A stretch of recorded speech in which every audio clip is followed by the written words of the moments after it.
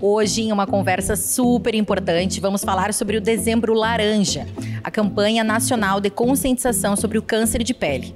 E para trazer informações valiosas sobre esse assunto, a convidada do nosso programa é a doutora Tanise Schorn, médica dermatologista. Fique conosco. Interativa 23 anos. Aqui tem gente, aqui tem vida, aqui tem Unimed. Grupo Felite, levando felicidade para onde for. LabMed, 60 anos em sintonia com a vida. Distribuidora Santa Lúcia, a energia de quem sabe onde quer chegar. Cardiolaudos, diagnóstico de hipertensão, avaliação do sono e prevenção de AVC. Então, doutora, bem-vinda ao nosso programa. É um prazer recebê-la aqui conosco para falar sobre esse assunto tão importante, o Dezembro Laranja, a campanha nacional de conscientização, do câncer de pele. Gostaria, então, que você se apresentasse e contasse um pouquinho da sua história para a gente. Bom, então, eu adorei o convite, a lembrança. Esse é um assunto que eu sou uma entusiasta, né? Eu sou médica dermatologista, membro da Sociedade Brasileira de Dermatologia e desenvolvo essa campanha aqui em Santa Maria já há alguns anos, e essa campanha foi idealizada pela Sociedade Brasileira de Dermatologia. E o objetivo dessa campanha é conscientizar a população da importância da proteção solar, na verdade, a prevenção do câncer de pele. Então, essencialmente, são os cuidados com o sol realmente que fazem com que a gente evite esse câncer tão frequente na nossa comunidade.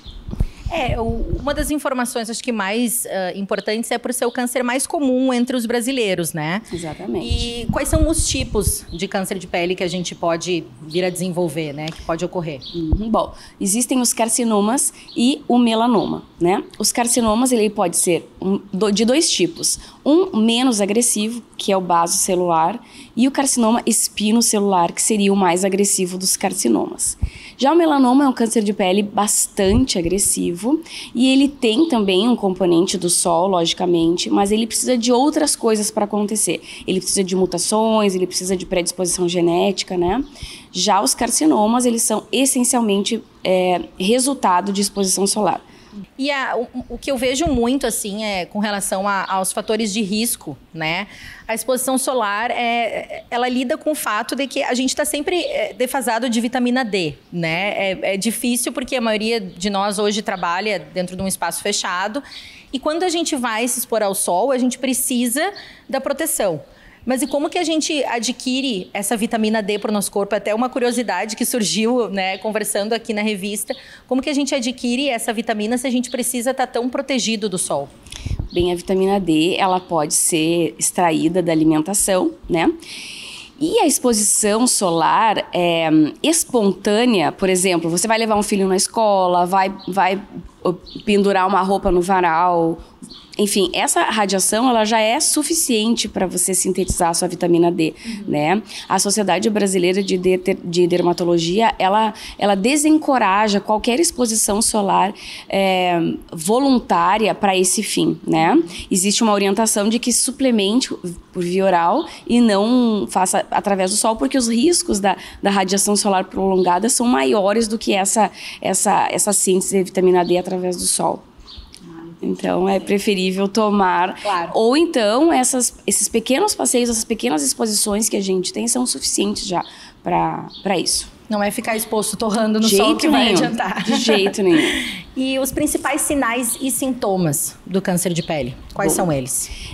Olha, eles têm muitas apresentações, Os carcinomas, eles podem parecer até um pelinho encravado às vezes, Uma pintinha vermelhinha que não cicatriza, uma feridinha que coça, faz casquinha, às vezes sangra, Geralmente é assim que se manifesta. As pessoas acham que o câncer de pele é alguma coisa preta e muito assustadora, mas não, Já o melanoma, ele pode se desenvolver através de uma pinta já existente. E quando eu falo pinta, é a forma mais frequente que a gente chama, A forma popular de se identificar uma manchinha preta na pele.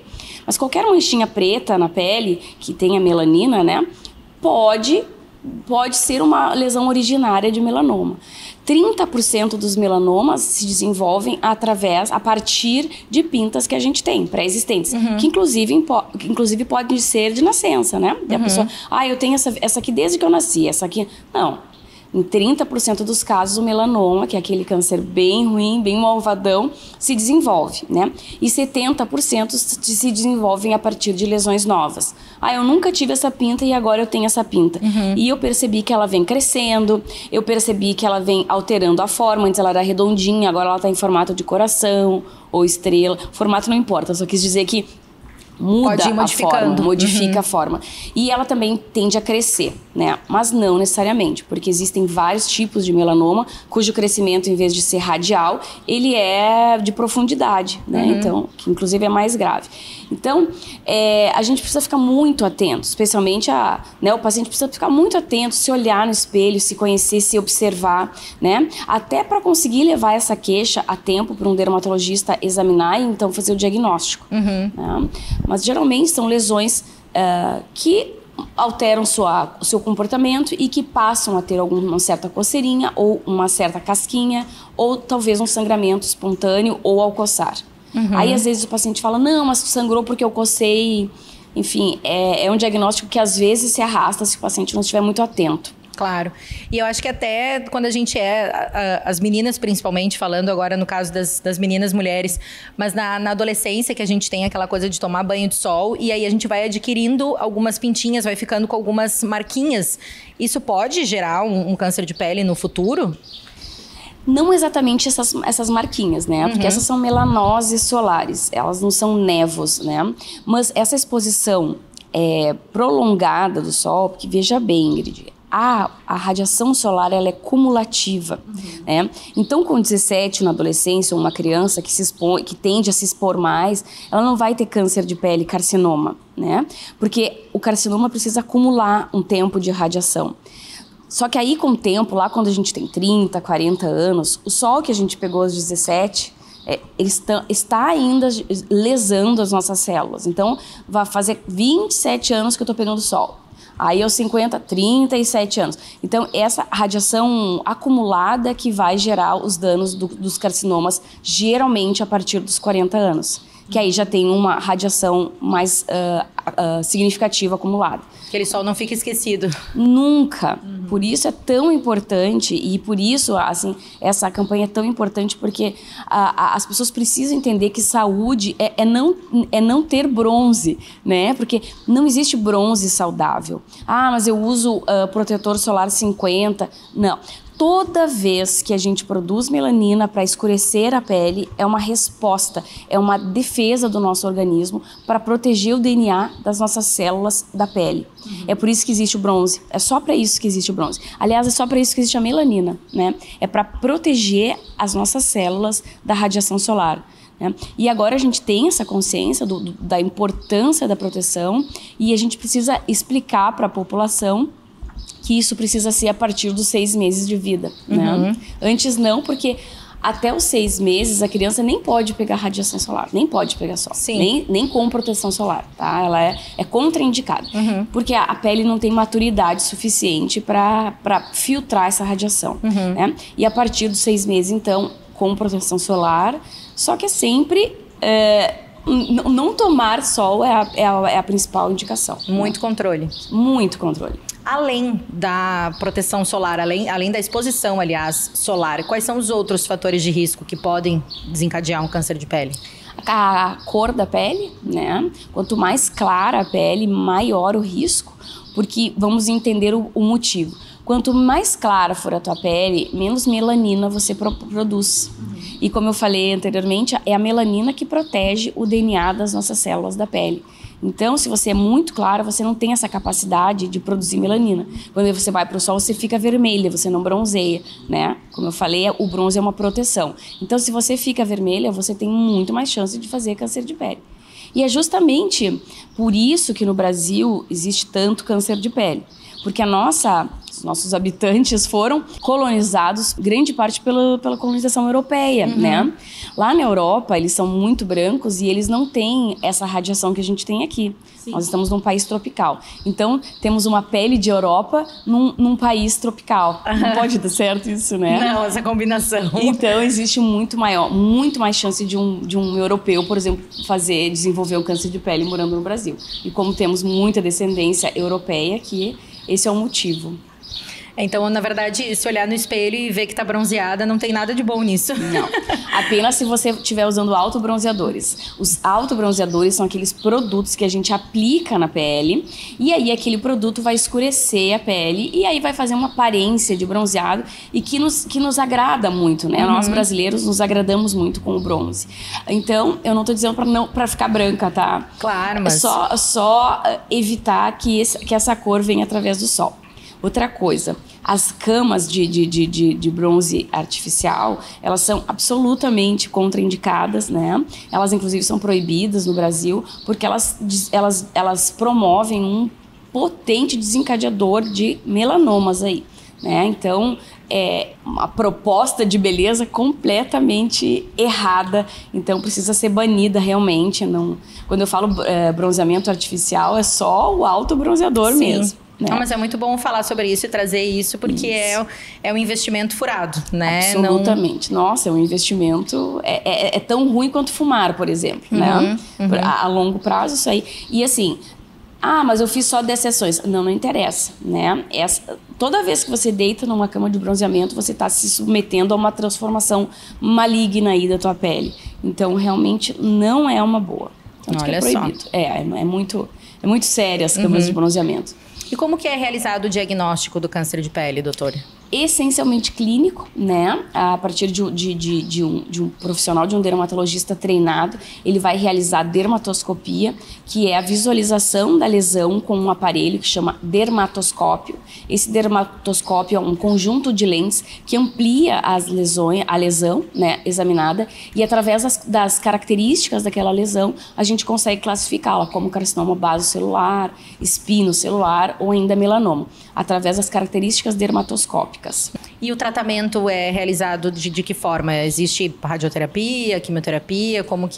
Quais os procedimentos que são realizados? Exatamente. Pode ser realizado através de quimioterapia, pode ser realizado através de radioterapia, dependendo do estágio em que essa lesão estiver, né? Os carcinomas basocelulares, eles têm uma baixa potencial de metástase, quase que nulo, né? Então, ele é ruim porque ele, além de ser uma neoplasia, ele cresce no local, podendo destruir estruturas vizinhas, né? O basocelular, que eu falei que era o menos malvado.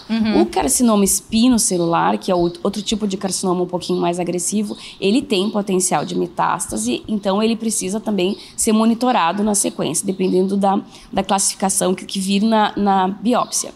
Já o melanoma tem imenso potencial de metástase, tem uma imensa velocidade de crescimento, então o tratamento das 3 tipos de câncer são cirúrgicos e vai depender da biópsia, da profundidade, do tamanho da lesão, se será necessário fazer químio ou rádio ou apenas tratamento expectante, conservador, que significa acompanhar esse paciente ao longo dos meses para ver se vai ter alguma lesão nova ou alguma alteração. Quanto tempo geralmente pode durar um tratamento, até mesmo do melanoma, que é o mais agressivo deles? Vai depender do grau de infiltração dessa lesão, desse câncer, né? Então, é o índice de Breslow que define, no caso do melanoma, o segmento dessa lesão.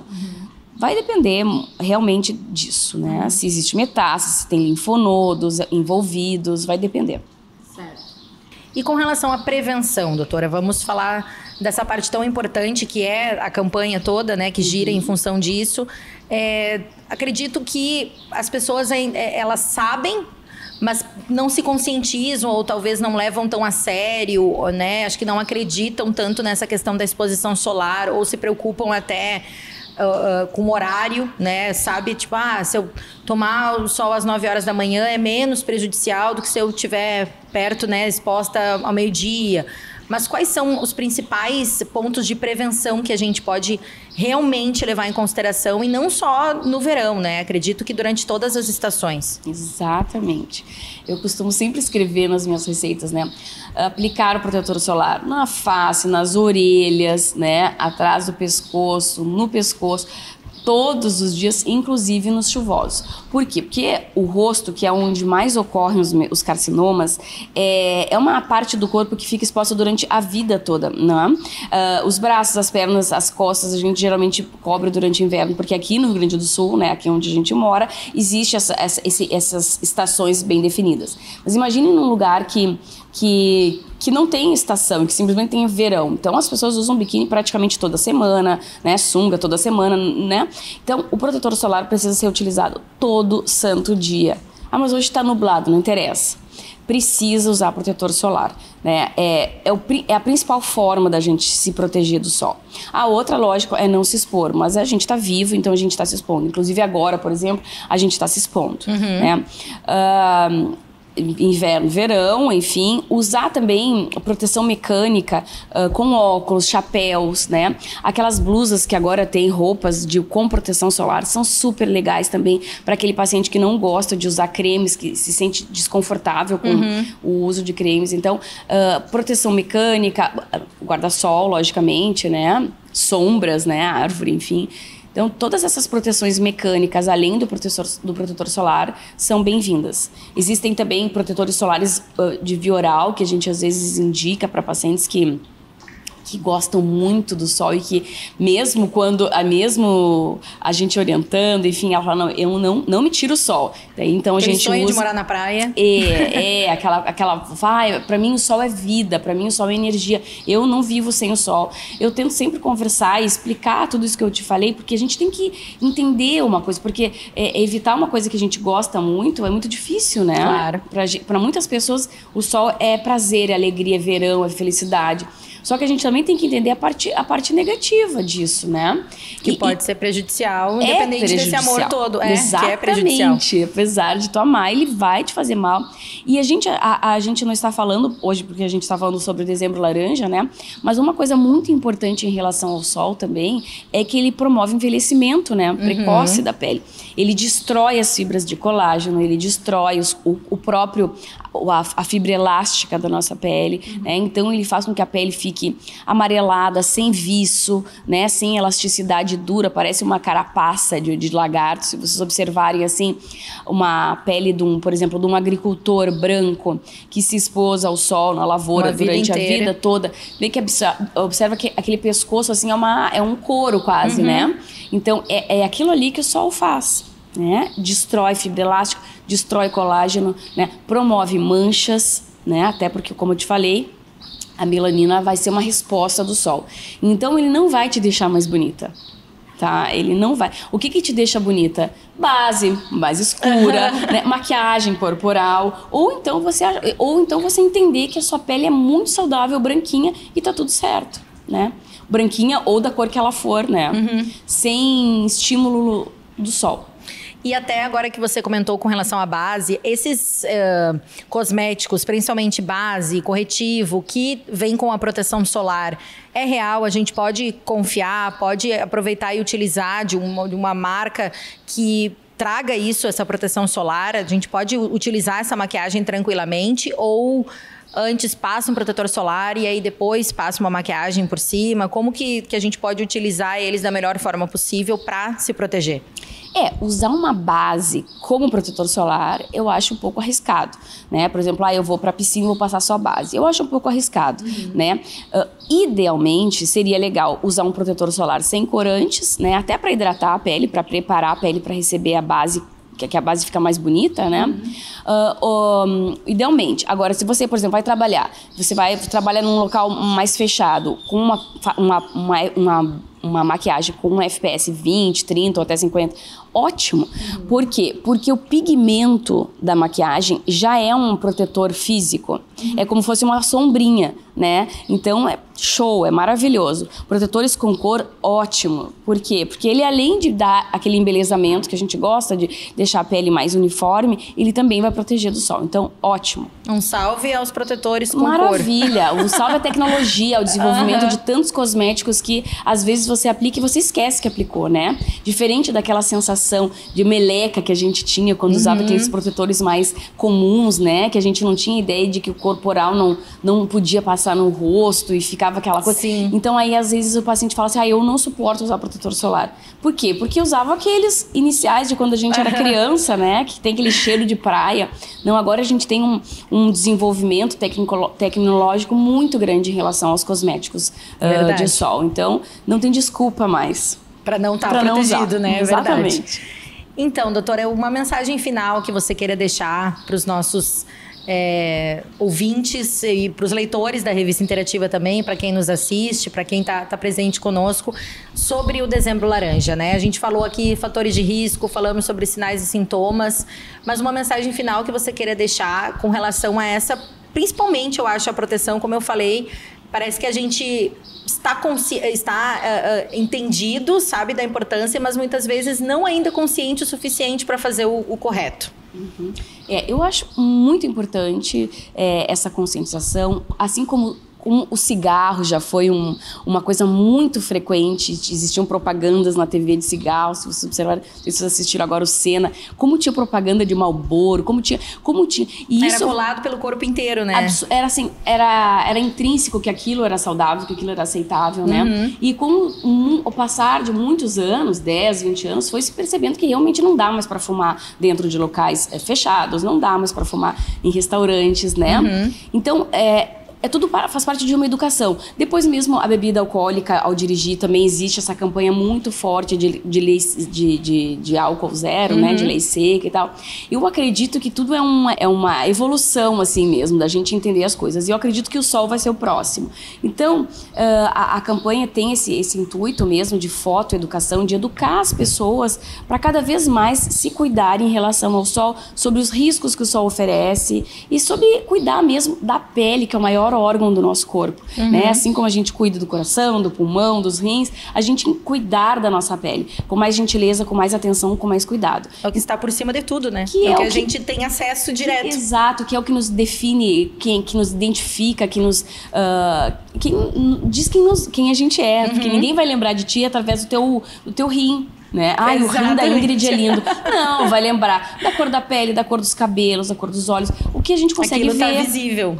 Exatamente, que é o maior órgão da nossa pele, que é do nosso corpo, que é a pele. Então, cuidemos com mais gentileza, com mais atenção da nossa pele, não se expondo ao sol e usando o protetor solar como uma forma automática de cuidado. Assim como escovamos os dentes, assim como penteamos o cabelo e nos vestimos, o protetor solar precisa fazer parte da nossa rotina básica de vida. Não é mais não é uma bobagem, não é uma frescura. Não, é um cuidado essencial de saúde. É só acrescentar mais um produto ali na nossa frente do espelho e a gente já tá fazendo uma grande coisa pela nossa vida, pela saúde da nossa pele. Aplicar no automático, não falar, hoje eu não tenho tempo. Não existe isso.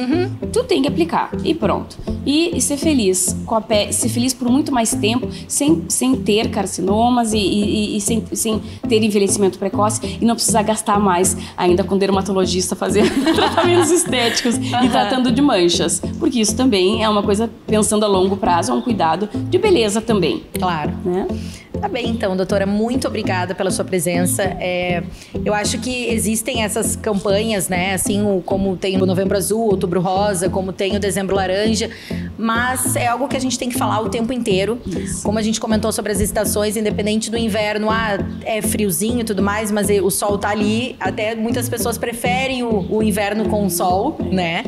Então ele tá o ano inteiro e agora de novembro, digamos, a março são as épocas mais frequentadas pelo pessoal nas praias, rios, que seja, para onde vai, para um balneário, para qualquer lugar, para onde vá.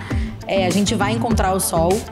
Então, acho super importante a gente trazer isso para o programa, para a gente poder comentar sobre como se proteger. Acho que é o essencial de tudo, e agradeço muito pelas informações que você trouxe no nosso programa hoje. Obrigada. Fico feliz e protetor solar sempre, todos os dias do ano. Aqui tem gente, aqui tem vida, aqui tem Unimed. Grupo Felite, levando felicidade para onde for. LabMed, 60 anos em sintonia com a vida. Distribuidora Santa Lúcia, a energia de quem sabe onde quer chegar. Cardiolaudos, diagnóstico de hipertensão, avaliação do sono e prevenção de AVC.